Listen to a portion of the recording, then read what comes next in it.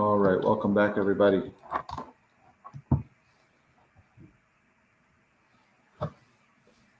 All right, welcome back, everybody, to the weekly Parsha review. This week's Parsha is Parshas Pinchas. Pinchas is the 8th portion in the book of Numbers, in the book of Bamidbar, and the 41st portion since the beginning of the Torah.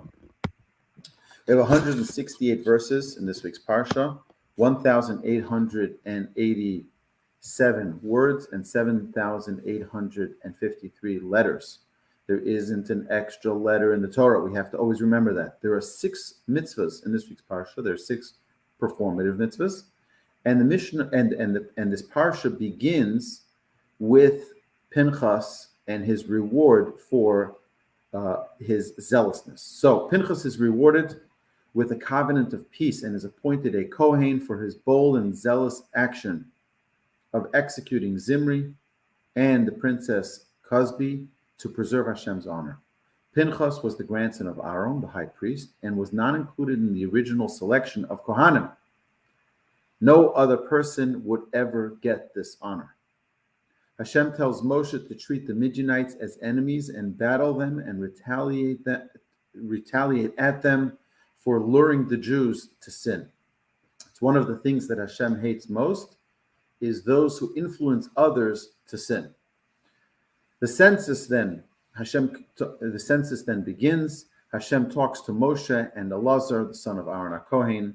Elazar, if you remember from last week's Torah portion, was appointed to be the replacement for Aaron after he died, and they're commanded to this new census in preparation for entering into the land of Israel. Each tribe and their families are listed, and Moshe and Elazar count the men between ages 20 and 60, respectively, and we'll see that when we look here on our notes, for those of you who are watching online or listening to this broadcast on podcast, in the description section, the notes below, you will have a list, you'll have the link to follow along with us in this weekly Parsha review handout. So you'll notice that some of the tribes grew over the 40 years, and some of the tribes shrunk over the 40 years. As you'll see, Reuven, for example, had 43,630, but back 40 years ago when we counted them, there were 46,500. The tribe of Shimon, you see the biggest contrast, and that is 22,200 now, but previously 59,300. And as we remember, the 24,000 people who died in the execution last Parsha of the plague, the 24,000 people who died in the plague of all of those who sinned with the Midianites was 24,000 from the tribe of Shimon. That's a lot of people they lost in this plague. But we see that Yehuda, the tribe of Yehuda, grew by almost 2,000, 76,500 now, and previously 74,600. And if you see, each of the 12 tribes vary in their numbers of growth and or reduction. But we have to understand something, is that the Jewish people in Egypt had special miracles that gave them the ability. We know that it was Shisha Bekeres Echad. There was six tuplets in every labor. Every woman who gave birth, every Jewish woman, they tried to kill us. They tried to destroy us. They tried to kill our babies. We had special miracles where the women would have 6 babies per pregnancy. So the total census of the tribes is 601,730. And if you remember previously, it was 603,550 of military age men between the ages of 20 and 60. Then the Torah commands, Hashem declares that only the aforementioned tribes shall receive inheritance of the land. Moshe divides the land with a lottery that miraculously matched each tribe to its proper location and proper size. The tribe of Levi, males over the age of 30 days are counted, and counted by Moshe and Elazar, and they are 23,000 Levites total. And if you remember previously, there were 22,200. The Levites will not receive a portion of the Holy Land, but will have 48 towns for residence throughout the land. The five daughters of Tzlafchad, a very interesting story that the five daughters of Tzlafchad, who were Machla, Noah, Chagla, Milcah, and Tirzah, of the tribe of Menashe, they asked Moshe and Elazar for their portion of the land. Since their father had no sons, their father died in the desert, they too wanted a portion of the land. So Moshe asks Hashem for guidance, and Hashem agrees with the justified claims of the daughters of Tzlafchad. Hashem tells Moshe the laws and priorities and order of inheritance for all generations. So this doesn't only apply with the inheritance of the land of Israel, but this also applies to all inheritance that isn't pre-described by the parents, by someone who passes away prior to their death. There is still a Torah commandment of how the priorities of inheritance work. Hashem invites Moshe to see the beautiful and holy land of Israel from atop Mount Avarim, and Hashem reiterates the reason for the punishment that Moshe and Aaron received, a not glorifying Hashem's name by hitting the rock instead of speaking to it. In essence, Moshe is told to prepare for his death, because just like Aaron in last week's Torah portion died without entering into the land of Israel, Hashem is telling Moshe, and Moshe knows that after 40 years, the Jewish people are going to be entering into the land of Israel. But what's interesting is that now we are only about a year away from the Jewish people entering the land. So within the next year, Moshe is going to die. Now, as we know, we're almost beginning the book of Deuteronomy. Next week, we're going to have Parshas Matos and Maseh combined, the last two portions of the book of Numbers. And what's going to happen is that once we start the book of Deuteronomy, the entire book of Deuteronomy is only 36 days, the last 36 days of Moshe's life. So Moshe is already getting into preparation mode for passing on from this world. And here is where Hashem prepares him for that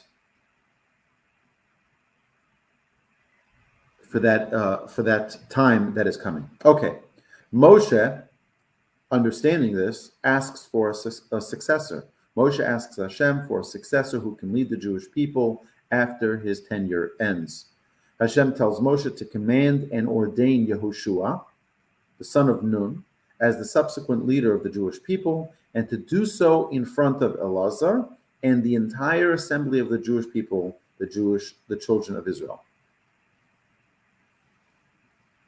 And Moshe did as Hashem commanded. And then Hashem commands Moshe the following the special public sacrifices and offerings to be performed in the temple. We have the Karban Tamid, which is the daily continual offering.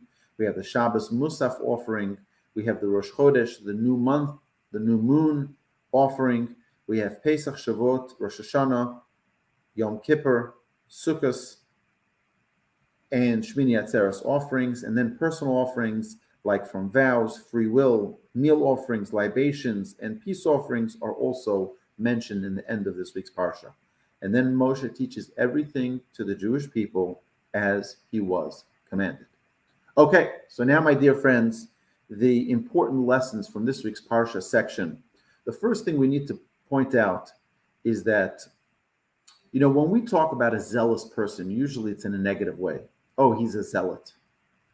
And we have to understand that always, in every single trait that we talk about, there's always a positive way in which this trait can be demonstrated and a negative way in which this trait can be demonstrated. So, for example, when we talk about the trait of zealousness, or even the trait of kindness, everyone associates kindness with good things. It's a good trait. But too much kindness is not good. Too much kindness is not good. Someone who gives away everything he has and doesn't take care of his own family is not kind. And we have to understand that every trait needs a balance. There is a good zealous, there is a good zealot, and that was Pinchas. Pinchas demonstrated he had no personal gain from this. He had no axe to grind. He had no interest in hurting anybody. He did it for the sake of Hashem. That is a holy zealot. That is someone who, again, with the absolute purity of heart, he did it to preserve. He did it to preserve Hashem's glory and Hashem's honor. And that is the reward that he got was befitting for his action. So we have to understand this and we have to internalize this. Anger is not a good trait, but there are times our sages tell us that anger is a very good trait. Just because a trait is a good trait or a bad trait doesn't mean there isn't a reverse of it.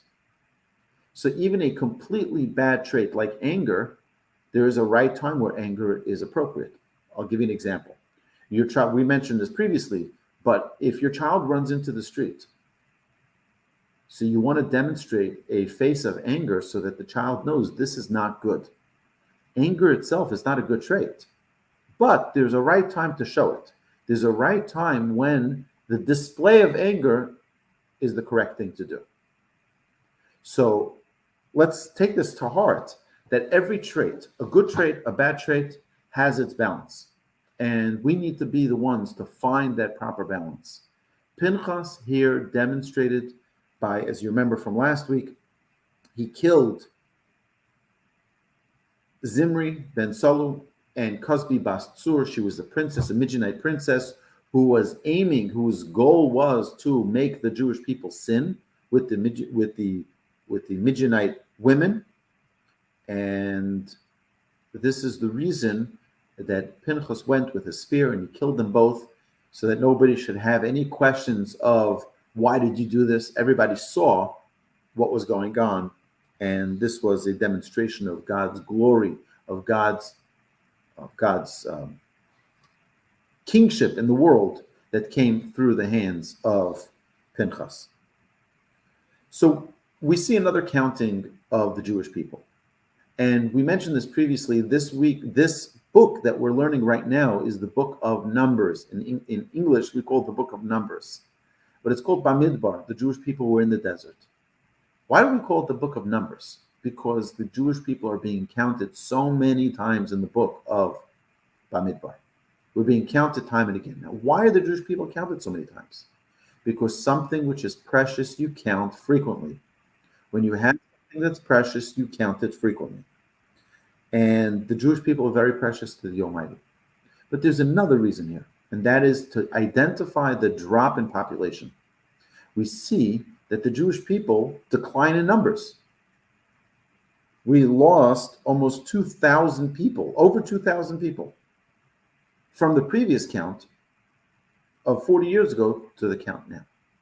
Our sages tell us it's important for us to always know that there is a concept of reward and punishment. When the Jewish people did good, they got good. When the Jewish people did not do good, they got punished. And here we see the tribe of Shimon, for example, they lost 24,000 people. 24,000 people because they sinned. They did something which was inappropriate. And Hashem operates with us in a hand of kindness and in a hand of judgment. And that's what we need to always understand, that Hashem wants what's good for us. Hashem wants what's best for us. We're not only here on a physical plane in this world. We have a spiritual realm that operates around us. What is that spiritual realm? That is our neshama, our soul. And our soul is here to perfect itself. How do we perfect itself? With our body that will take it from place to place and do the things that come up throughout our lifetime to give it that opportunity, that potential of perfection. If God sees that someone is abusing the opportunities that come their way, God says, you know what, it's better for them to come to me now and preserve the holiness of their soul then defile it more with the body that I gave them. So it's not is a very simplification, a super simplification of this whole idea of why people die young, et cetera, and why there are tragedies in this world, and we should never know of any of those.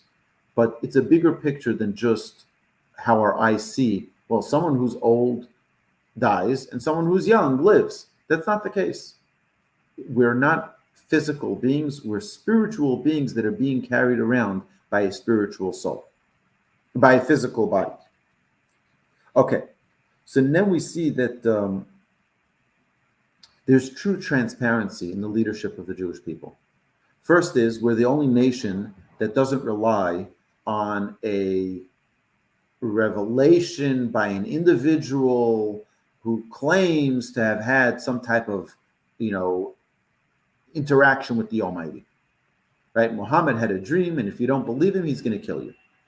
And the other religions are all based on an individual's claim to a revelation, a godly revelation. The Jewish people are not like that. The Jewish people have a public revelation where God speaks to the entire people at Mount Sinai. The entire people saw it. The entire people witnessed Hashem's revelation at Mount Sinai where God spoke to us. It wasn't just a single person, a Moshe, who says, believe me, take my word for it because I'm going to kill you otherwise. No, it is a revelation that was the entire Jewish people. Okay, everybody knows that Moshe is the leader. Everybody knows God chose Moshe as the leader. Okay, now what's with the next leader? Who's going to decide who the next leader of the Jewish people is going to be? We know that there's a God. There was a public revelation, the only religion to have a public revelation. We know that Moshe is the leader because God said so. But now Moshe says, before I die, if I don't have my successor in place now already, there could be a disaster. There could be a problem in the chain of custody of the Jewish people. Who is going to listen to the Almighty, to the leader, if he's not chosen by the Almighty already in advance?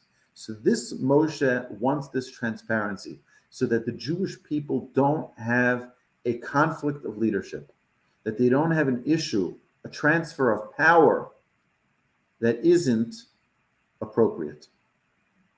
And then you can have a split, and then you're going to have a problem with leadership. You can have a divisiveness among the Jewish people that's uncalled for. Moshe was a true leader. Moshe didn't look at it as being, this is my throne, this is my leadership, and they say that the best leaders are the leaders who make the organization succeed after they leave. You see, what many people think is that to show good leadership is that when I was there, it was successful. But once I left, the whole place fell apart. You see, I was a good leader. No, that's not a good leader. A good leader is someone who sets a path that it could succeed once they leave as well. And that's what Moshe was. Moshe was a good leader.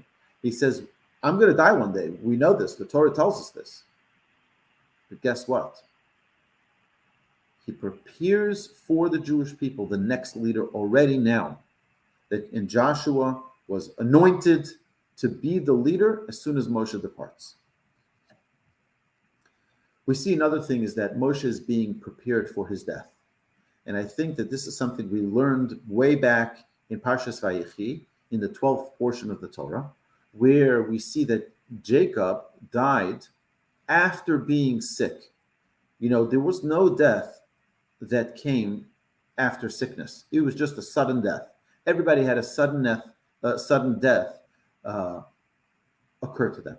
They would sneeze and they would die, which is why today we say to Gesundheit, bless you, when someone sneezes, because it's a sign that we want it to be a blessing of life, not the alternative, God forbid.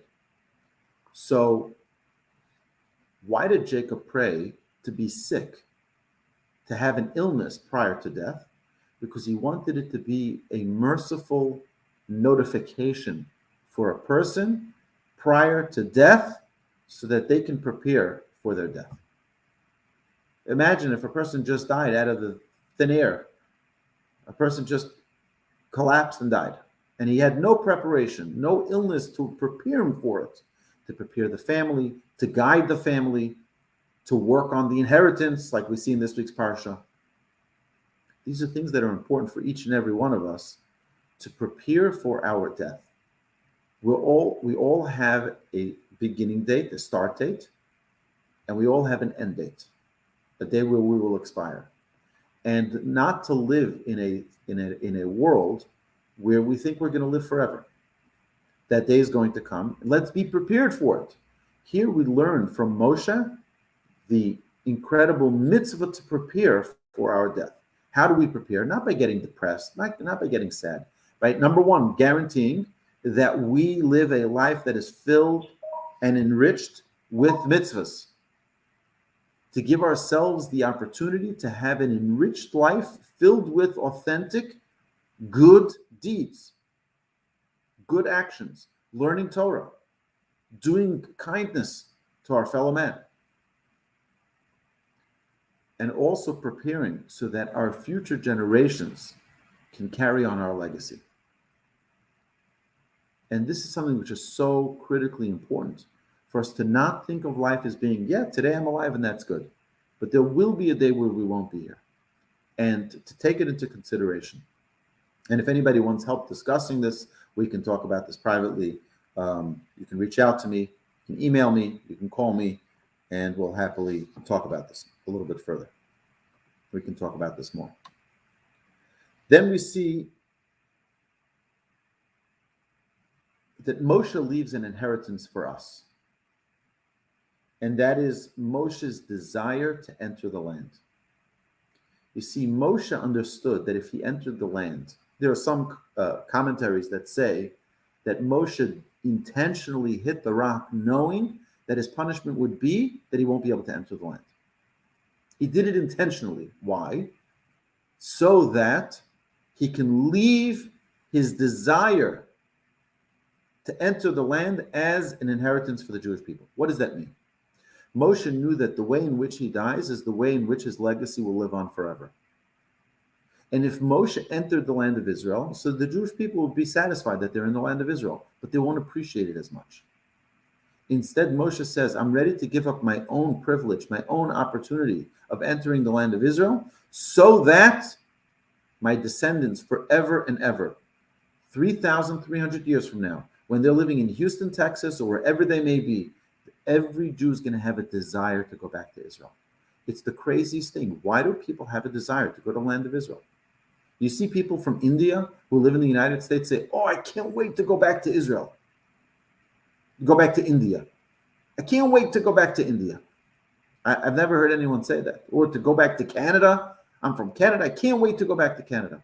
Maybe it's nice to visit here and there, but you don't hear this thing. It's like this aliyah. People are moving back to their homeland. This is the blessing. This is the inheritance for Moshe. Moshe gave us this inheritance, the desire to want to be back in the land of Israel. We have to understand that we have an unbelievable privilege.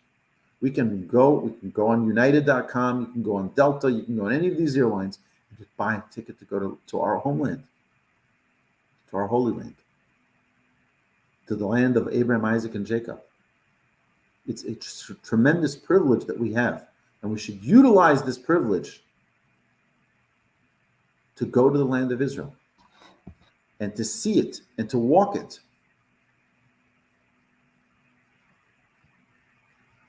Okay.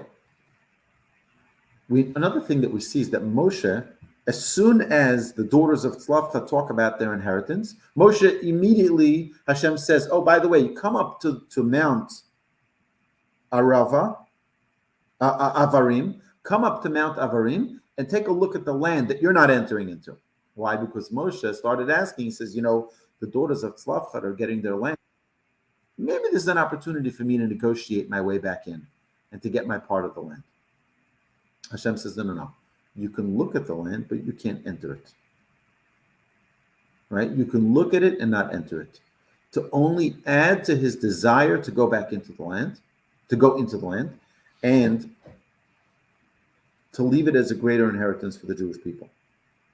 But our sages tell us, and we're going to see this later in Parshas V'aschanan, in the book of Deuteronomy, that Moshe prayed hundreds and hundreds of times to enter into the land of Israel. Moshe had such a craving, such a desire to enter into the land of Israel. He prayed hundreds of times for this privilege. Didn't merit to it, but he never stopped praying for it. And when we want something, we should know that we should never stop praying. Just because the answer is no doesn't mean you stop asking. And we can take an example from children. They say children are the best fundraisers. You know why? Because when you say no, they don't stop asking. Imagine you have a child. He says, can I have a lollipop? Can I have a snack? Can I have a treat? You say no. They say, oh, come on. Can I have a treat? Can I have a candy? Can I have a... They don't stop. Just because you said no doesn't mean anything. It means I ask more. And that's the way we need to learn the same trait of how we ask from the Almighty things. We should never stop asking.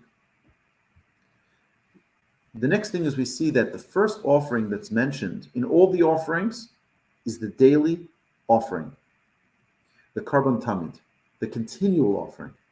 You need to have a consistency. You need to have a continuum, an ongoing steadiness. This is demonstrated by our prayers that we have every day. Our prayers are a replacement for the offerings. Because we don't have the Karban Tamid, because we don't have the ongoing continual offerings that were brought at the temple, we have prayer instead of that. Prayer is our grounding. As a people, we have 3 prayers a day on a regular weekday, morning, afternoon, and evening, to constantly remind us, to constantly ground us, to constantly instill within us our priorities and our responsibilities. This is our job. Our job is to have a consistency in our relationship with God, a constant. It's important for us to keep ourselves grounded. And then finally, we see that in all the offerings, it's very special. We have the Pesach offering, the Shavuot offering, the Rosh Hashanah, the Yom Kippur. Comes the Sukkot offering, the holiday of Sukkot, and it's very, very different. The holiday of Sukkot has 70 offerings that are brought. 70 offerings. Why so many offerings? No other holiday has so many offerings. Our sages tell us Sukkot is a demonstration of the action of the Jewish people. You see, we have many, many holidays that are celebrating a specific event. For example, we have Pesach, which celebrates our Exodus. Shavuot celebrates our revelation, our relationship with Hashem at Mount Sinai, and that we carry along every single day. Sukkot demonstrates what precedes it, which is Rosh Hashanah and Yom Kippur, that we are putting into action our best step forward. We're taking an accounting of last year. We weren't so perfect, perhaps. We got used to our ways. Sukkot comes, we leave our homes, we leave our comforts, we leave our consistency that we mentioned just before, and we change it up. We go into a sukkah. We go into our little huts, and we say, before we go back into our homes in this new year, we're going to change our ways. We're not going to take things for granted. We're not going to live a life that is just filled with ordinary, mundane, running after our desires. What do? We leave our homes. But in the process, we take a special moment to recognize that if the nations of the world sinned, the 70 nations of the world, it's our fault as well. Not only if we sinned, it's our fault, but if the nations of the world sin, it's our fault. Why is it our fault? Because it's our job to be a light unto the nations. It's our job to be an example for the nations. And if the nations of the world sinned, it's because we haven't done our job properly. So what do? We bring an offering each day of the holiday of Sukkot for each of the 70 nations. So, yes, the other nations, we take responsibility for their mistakes. And that's why we brought the 70 offerings. And that's why specifically on the holiday of Sukkot, we brought these offerings to remind the Jewish people, you are held accountable for other people's mistakes. That if other people don't see a good example in you, you're going to be held accountable. So, my dear friends, this concludes the weekly Parsha review for Parshas Pinchas. I urge you and I encourage you to take a Chumash, to take the book of the Torah and read through it. Read it in the English. If you don't understand the Hebrew or the Aramaic, read it. The Stone Edition Chumash of Art Scroll is beautiful. The commentaries are magnificent. To give us a clarity, to give us an understanding. My dear friends, have a magnificent Shabbos. Thank you so much for joining us.